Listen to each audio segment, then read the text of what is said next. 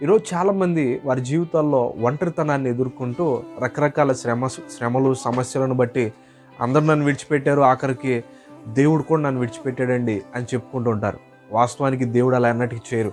దేవుడు ఆ శ్రమల్లోనే, ఆ కష్టాల్లోనే దేవుడు నిన్ను ఆశీర్వాదకరంగా ఆయన మార్చాలని ఉద్దేశం.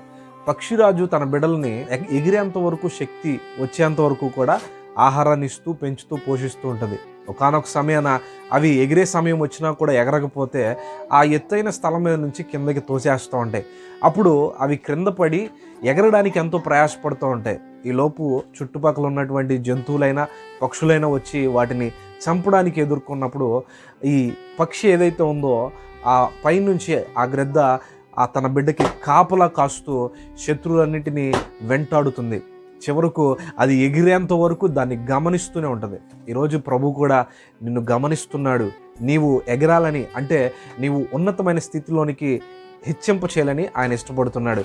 యెషయా గ్రంథం 40 అధ్యాయం చివరి వాక్యంలో అది రాయబడి ఉంది కదా, పైకి ఎగరాలనేదే, అంటే ఉన్నతమైన స్థితి నీకు రావాలనేదే ఆయన ఆశ, ఆయన ప్రణాళిక.